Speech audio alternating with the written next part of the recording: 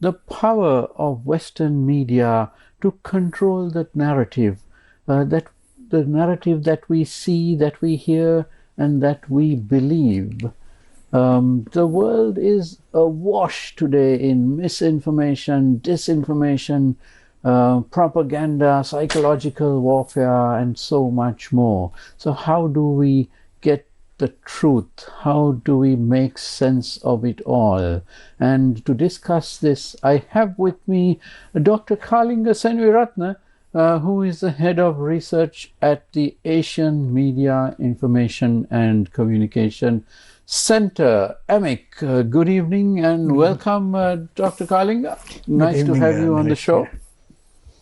Right. So, Dr. Kalinga, let's get right to it. Today, the Western media dominates the airwaves, dominates social media. This is not something new.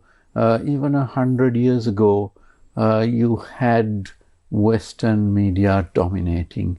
And today, even though we have so many media houses, especially in Asia, from China to Singapore to India, still the narrative seems to be controlled by the Western media. Why is that? How does that happen? Yeah, actually, I have been following this international debate since the 1970s during the New World Information and Communication Order debates at UNESCO, when the newly independent countries said their countries have been misreported and wanted better coverage. But at that time, the so-called third world did not have the technology, nor the money to counter it. So they were basically begging from the West to give them some space. Of course, because it, as we know, the way the world is presented benefits the West, so they were not willing to give that opportunity. We had to fight for it. But today, what we call the global South today, and a lot of countries have the money, and especially in Asia, and they have the technology, sometimes even better technology and better trained people in Asia. So now it's a matter of mindsets. Because I was involved with, I was a former head of research at AMIC in Singapore, in Asian Media Information and Communication Center. I was the head of research for 7 years, and we used to organize these seminars, workshops, conferences on this issue. And still, for the last 25 years, I have been involved with academia while also being a practicing journalist, international journalist. And especially in recent years, in conferences, interactions with media, academia, we keep on arguing about this issue. And I keep on pointing out the problem here is the mindset where a lot of the academics who teach in Asian universities have done their PhDs or sometimes masters or usually PhDs in Western countries. And they bring those Western perspectives and just teach them, translated into their local languages without critically thinking about it. So critical thinking is an important issue here. And I suppose it's also a matter of the education system in Asia, where it's very teacher-centric. You're not challenging the teacher. Where I know my children grew up in Australia. I also taught in Australia for a little while before I moved to Asia, to Singapore. They are from the very primary school. The children are encouraged to speak out. They have what is called show and tell. Bring something and teacher doesn't guide them. They can say anything, showing that. And they have discussions in classrooms. And that is not there in the education system in Asia, even at universities. Very often when I teach at universities to Asian students, I would like them to challenge me, my viewpoints. Very rarely they are challenged. But when I was teaching in Australia, they challenge you, the students. So that's very interesting. Now, you mentioned that today, the global South, we have the technology, and we do have some of the financial resources, but still the narrative we see is very much Western dominated. Is there an issue with the marketing of media? Is that the problem? Exacerbating the situation which you just mentioned? I don't know if it's. I don't think it's a marketing issue. Now, I often quote Paki Sharma. I'm actually a fan of hers. I watch her programs often because she has that critical perspective and very often critical of the West as well. That's the type of counter we need. Now, she got an award about 2 years ago at the award ceremony. I have the video clip also. Sometimes I showing lectures, classrooms. In that, she said, we used to say that if you want to poison a community, you poison their well. Now you poison their mind through media narrative. So when you poison your mind through the media narrative, then it brings down your self-confidence as people or as a nation. And you uncritically or you basically surrender to another perspective, in this case, the Western perspective. Now, I gave a couple of lectures last year here, and I quoted that. And I said Sri Lanka was a very good example in 2022. How Sri Lanka succumbed to that Western narrative that there's a Chinese death trap, which was a lie. Real death trap was with ISBs, the international. But it made Sri Lankan mindset, control Sri Lankan mindset in such a way that you surrender to the IMF to serve Western interest. I don't know what your impression of it is. Well, you're quite correct. There wasn't sufficient analysis at the time, and it's this term Chinese death trap is used in Western media. Not just for Sri Lanka, but in many other cases around the world where countries are struggling to repay their debts. So that certainly is again a Western framing of a situation rather than analyzing it from an independent viewpoint. Yeah, because this whole idea for debt trap, this is also, it reflects the Western resentment of China now having the funds to give what the West calls so-called aid. Because West had a monopoly over that until about 15, 20 years ago, when China started giving development aid. And the West lost the narrative on development aid. So they didn't call it aid. They said China was setting debt traps. When one of the major projects China is funding is what is called a BRI, Belt and Road Initiative. And now during the European colonial times, they built railways and roads.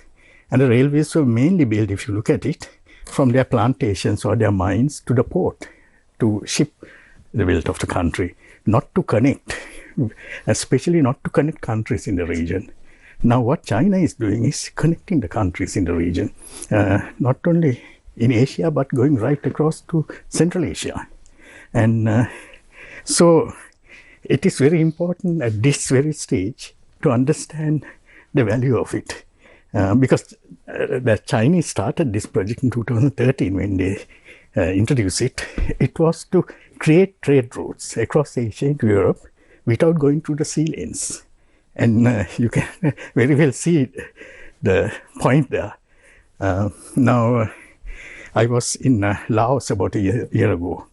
China, 2 years ago, that railway line was opened, 413-kilometer railway line from the China border to the Laotian capital, Vientiane. And I traveled on it. It's a marvelous engineering feat, 73 tunnels, very tough terrain. It used to take 3 days to go by a road. Now it takes just over 3 hours for that whole journey on the high-speed train. And the narrative overseas, not only the Western media, even the Indian and the Japanese media say this is a $5.5 billion debt trap, because Laos had to get a $5.5 million loan to build it. The China build it, and China runs it at the moment. But they're training Laotians to run the railway. So I asked the head of the Laotian National University Economics Department, is it a debt trap? He said, you go and ask those people who say it's a debt trap. If they would have come and built it for us, what has happened today is we are no more a landlocked country. We are a land-linked country.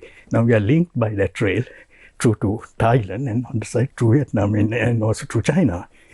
And it creates a lot of opportunities. So if we cleverly exploit that opportunity, we will not have a problem with the loan. And also China is not going to allow us to fail as economy because they are our immediate neighbor. Right. Now let's talk about the models of media.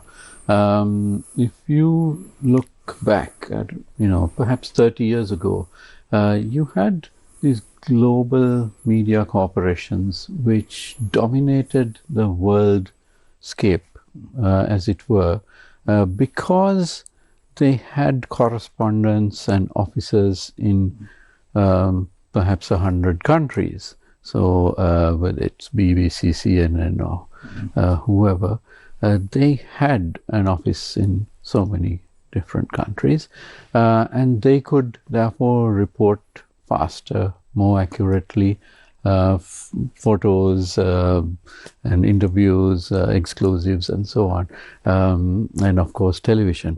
So if you were a news agency in Sri Lanka or India or even China, it was very difficult to compete with that. But today we see those same Western news agencies, they have contracted.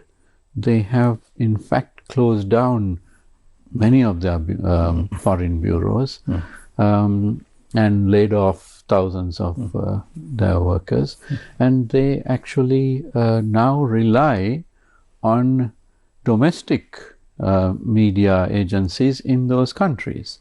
But still, these Western agencies are they are able to dominate the mediascape. Why is it that, say, for example, an Indian media giant or a Chinese media giant has not been able to challenge this?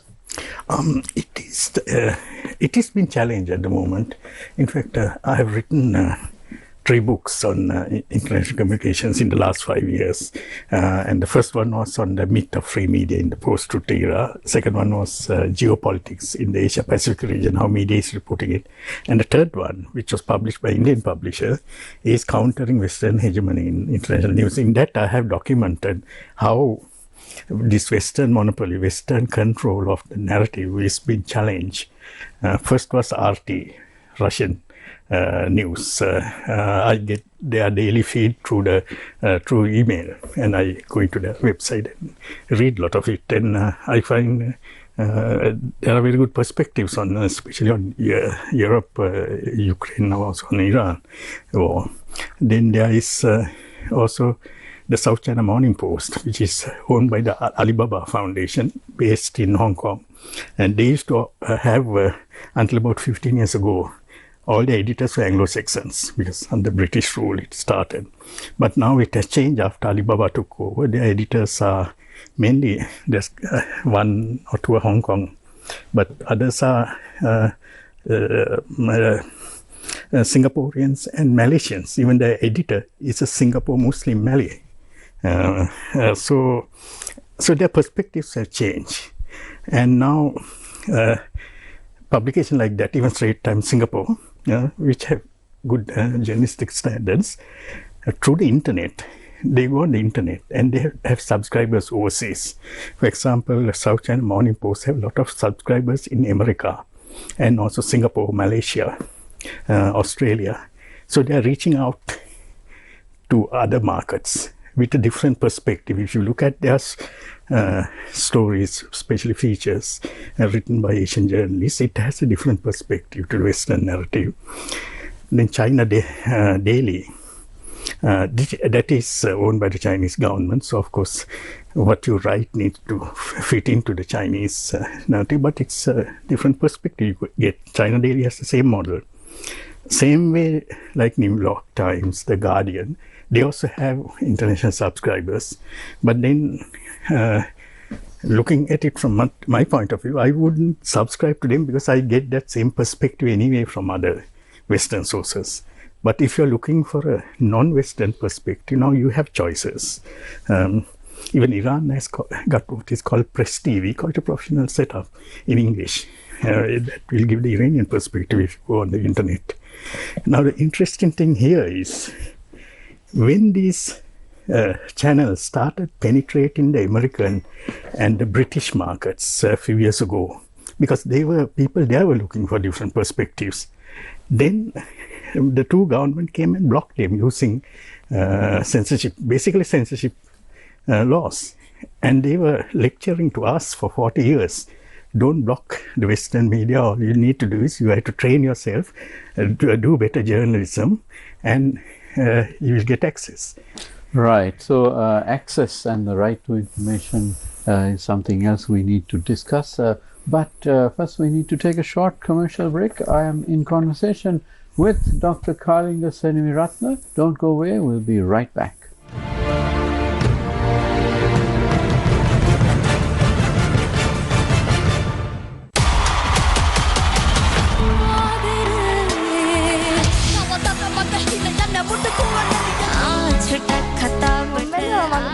මගේ vice එකම කොහොමද දෙන්නේ? එහෙම බැලුවා මට දුන්න ඔක්කොම කලින් කෝච් යසස්ව කන්ට්‍රෝල් එකට ගත්තා නම් හොඳයි කියලා. රිටර්න් එක එකට දෙක බැංගි. සිතිජගේ බර්ත්ඩේ ගිෆ්ට් එක දෙන්න යනවා.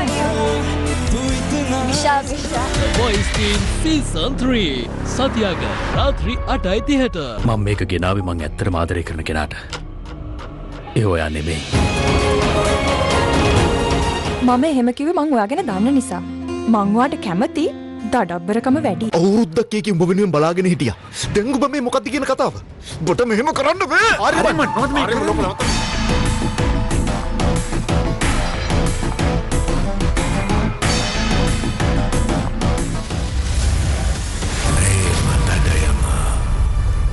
හෙට රාත්‍රී 9:30ට සිරස ටෙලිතිරයෙන්. වහබරව කිව්වා? අරවින්ද මහත්තයා? මං සානෝත්තරව කසාද බඳිනවා අම්මේ. මට බෑ මගේ අප්පාච්චිව මරා ගන්න. සමහර රහස් තියෙනවා. අපිට වඩා හොඳට ඒවා ෆෝන් එක තමයි දන්නේ. මට හේලි විතරක් හිටිය නම් ඇති වෙන මුකුත් ඕනේ නැහැ.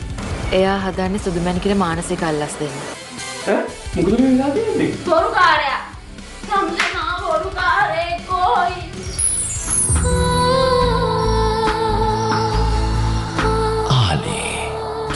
හෙට රාත්‍රී 8ට සිරස ටෙලිතිරයෙන්. මට මේ ළඟදී බෝයි කෙනෙක් ආවා. එයා මොරටුවෙන් තමයි පාස් අවුට් වෙලා තියෙන්නේ. ක්‍රේෂන් රෙහාන් ආවහම තාරගේ වෙඩින් එක ෆික්ස් කරමුද? ඔන්න එනවා. බලපංකො ලස්සන. කඩක කිව්වේ? හා? ඔලු කතා කියාගෙන ඉන්න එපා මෙච්චර දවසක් කිව්වසුවා. මම පුදුම කට්ටක් කාලේ ඉගෙන ගත්තේ. අපේ ගමේ එකෙක් ඉංජිනේර කෙනෙක්වත් ડોක්ටර් කෙනෙක්වත් වෙලා නැහැ. ඔළුවෙන් පැණි බේරෙන්න ගහන්න තිබ්බේ. අංජනයියකෝ තාමාරේ නේ? ඌ ගෙදරින් කාලා දෙන්නේ. තමන් ලවුත් කියන්න මම වාහනයක් බාන ඊට ගියා කියලා. හරි. ආ කිච්චි. පෙන්නනතොට මගේ නාකිකම. තෝ දන්නේ මගේ හැටි බල්ලා. බල ගලවපන්. අහංකාර ආදරේ. හෙට රාත්‍රී 9ට සිරස ටෙලිතිරයෙන්. එයා දන්නවා යාට මාව අයිති කරගන්න බෑ කියලා. හැබැයි මිනිහා මාව කාටවත් අයිති වෙන්න නම් දෙන්නේ නැහැ. ඉක්මනට මේකට මොකක් හරි කරන්න වෙනවා. මේක ඉල්ලීමක් නෙමෙයි. අනකිරිල්ල.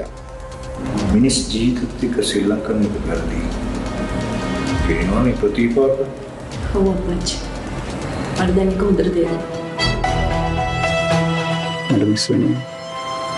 හමුදාවක් එක්කම චුද්ද ගන්න.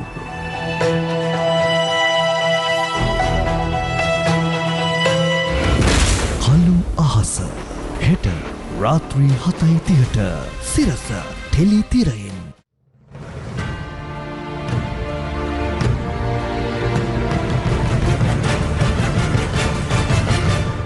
Welcome back to Face to Face. I am with Dr. Kalinga Seneviratne, and we are discussing the manner in which we get our news and the whole world gets the picture of what's going on anywhere in the world in relation to the Middle East war, the latest war, that is. Dr. Kalinga, now social media plays such a huge role in how, especially the younger generation, get their news. But when it comes to social media platforms, it's not a level playing field. It's heavily dominated by Western-owned, Western-run social media companies. And these social media companies, they use their platforms in a manner which is basically up to them to decide through their algorithms. They figure out, okay, what is it that they want projected and what is it that they don't want projected. And it's very easy to play up a particular point of view and to block another point of view. And in the old days, we call this censorship.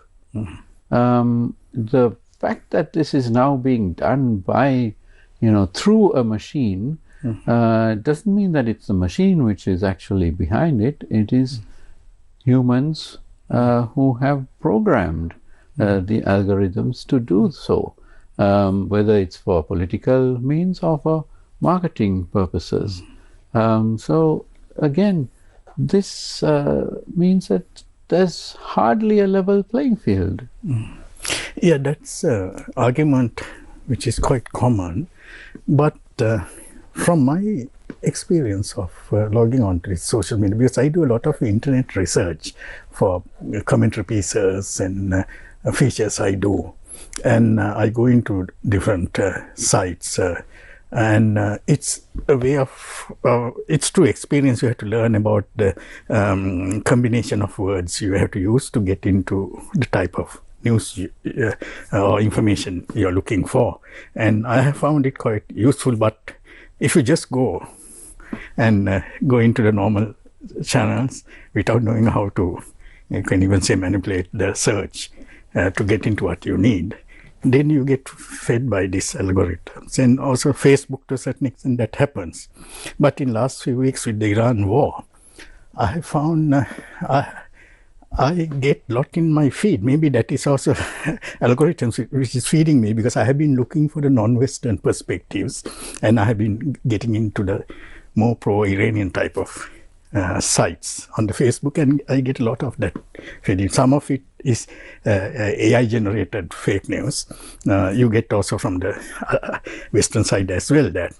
But there are some others which I find is quite reliable. And now looking at what has been happening in the last 4 weeks, now there seem to be Iranians have got through those what you call Iron Dome. The Israeli anti-missile system. Yeah, they have got through that and attacked Israel. And you get those images which you don't find in the Western media fields.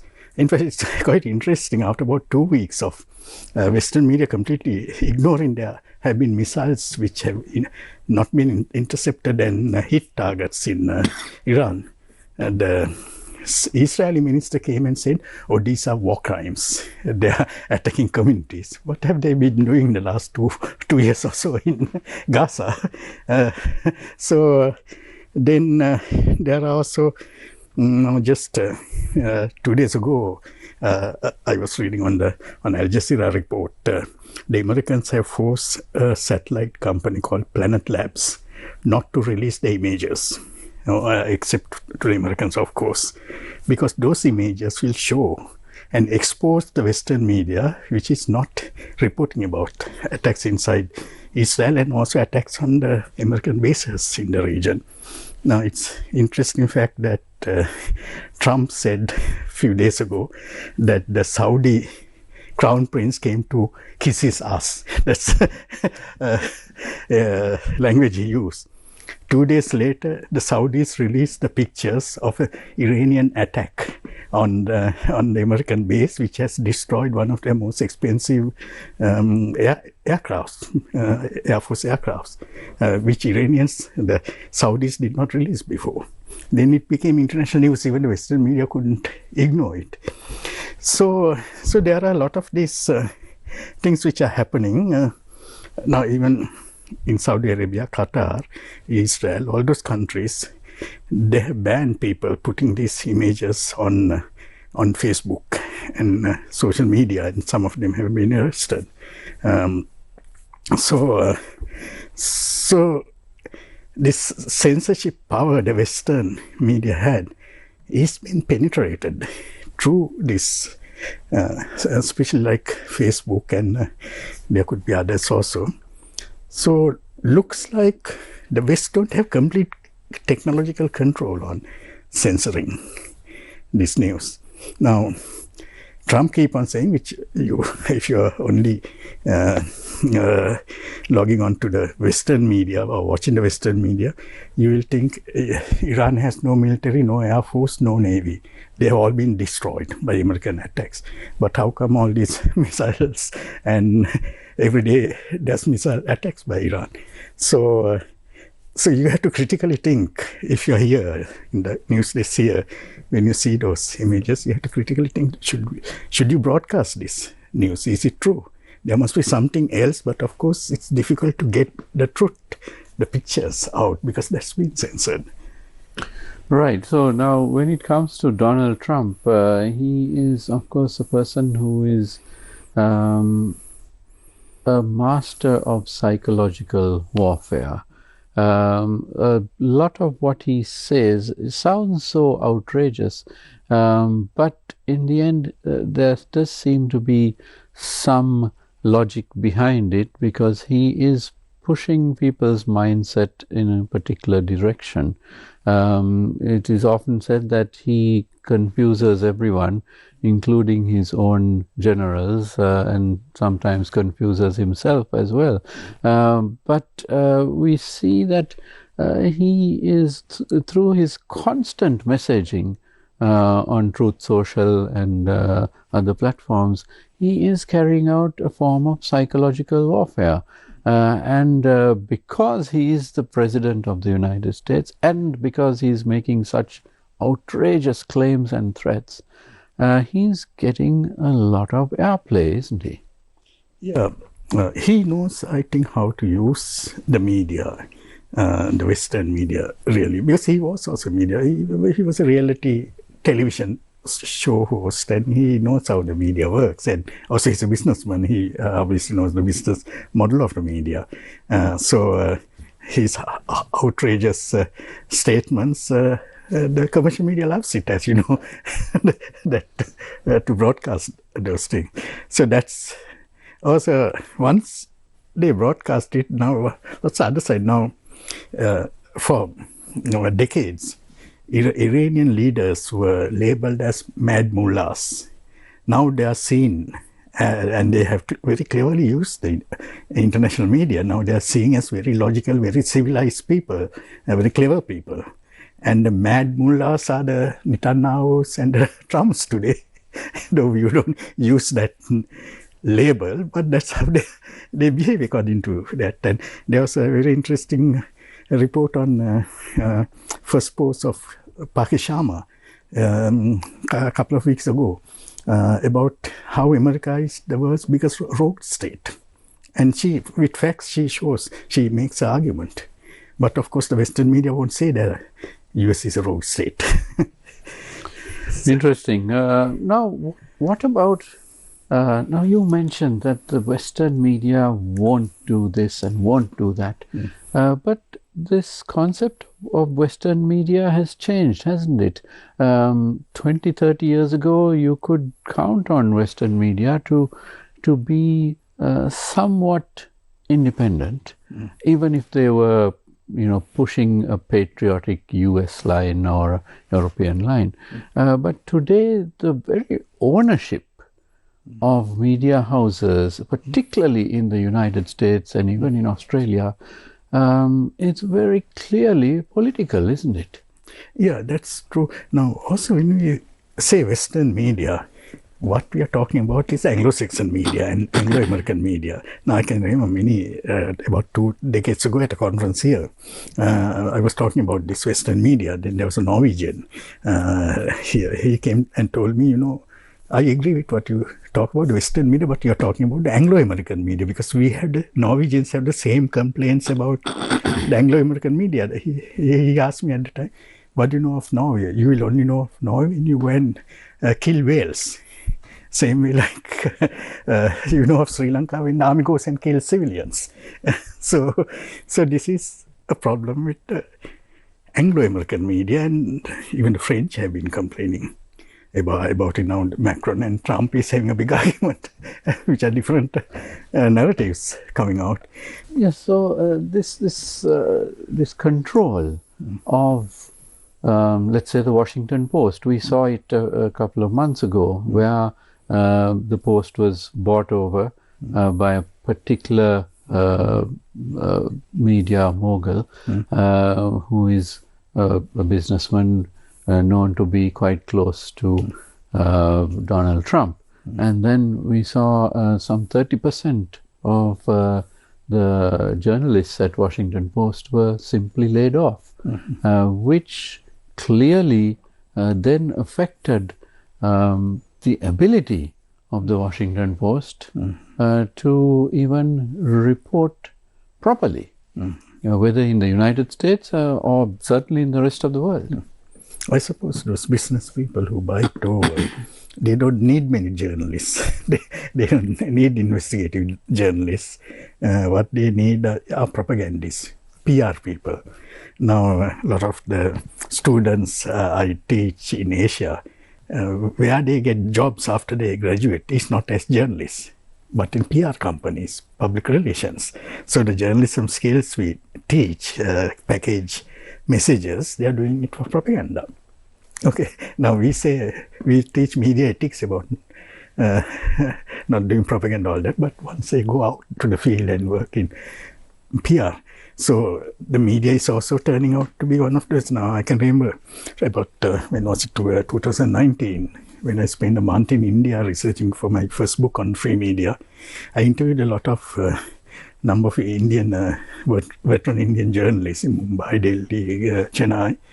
And most of them were saying to me, we say India is the world's biggest democracy, a thriving democracy. But our media, our news values is not watchdog journalism. What we are doing is PR journalism for whoever owns the media, be it the government or a private company or a politician. So that is what is called a free media. But then if you have a diversity of owners, then when you take the whole lot together, there could be diversity of viewpoints coming out. I suppose you find it in Sri Lanka as well. Right. I mean, in Sri Lanka, we were quite clear about who owns what, and we have politicians owning media houses, we have relatives of politicians, and businessmen who are associated with politicians and so on, and then we have independent media houses as well. But there is a blurring of the lines, isn't it? Because one of the wonderful things about media is that anyone can put their truth out there, but it's up to professional journalists to balance the narrative, don't you think? Yeah, that's what we have, what is called citizens journalists and the professional journalists. Citizen journalists will just point the camera at something and put it as news. But that doesn't, that's not the context, is it? Yeah, so if you're a professional journalist, you're supposed to research, check facts and package these pictures together into a report. So that's the difference. But sometimes there's a very thin line between the two. And sometimes you find in social media, I've seen they're doing good reports. Some of them may be trained in journalism. Now, I can remember a few years ago in Singapore, I attended a workshop given by what is called an influencer. That's another. Now, I don't know if they are common here, but in Southeast Asia, they are common and they earn a lot of money. A lot of them are good-looking females with communication training. And this particular Chinese woman, she is apparently earning about 40 to 45,000 Singapore dollars a month as an influencer. So at the end of the workshop, I had a chat to her and I said, you know what you're talking about? You are breaching all the codes of ethics we teach in journalism courses. Then she said, I never said I was a journalist. I said, I'm an influencer. Influencer doesn't mean a journalist. So, but sometimes we say these are journalists who are influencing the community. Right. The issue happens when influencers who we viewed traditionally as people who will talk more about entertainment and about food and travel, vacations and so on, when they start talking about news and things which are going on and subjects which they have very little knowledge of. For example, war in the Middle East. What does the average influencer know about it? Whereas a journalist who has specialized in Middle East politics will be able to put things into context. Yeah, I suppose when you say influencer, influencers would also be there, being employed to give a certain point of view for the military campaigns as well. So now Noam Chomsky came up with this in the 1990s about manufacturing consent. And he said America don't have a free watchdog media. What their news media is about manufacturing consent. And he came up with it after the first Gulf War, where the media was used to manufacture consent for Bush to go to war. Now today we will call it work of influencer, but the mainstream media was doing it. And I can remember watching news clips about this so-called smart bombs. Many years later I found out those two major American media networks, a television network. One was the parent, the biggest shareholder was Westinghouse. The other one was General Electric. They were the producers of this military hardware.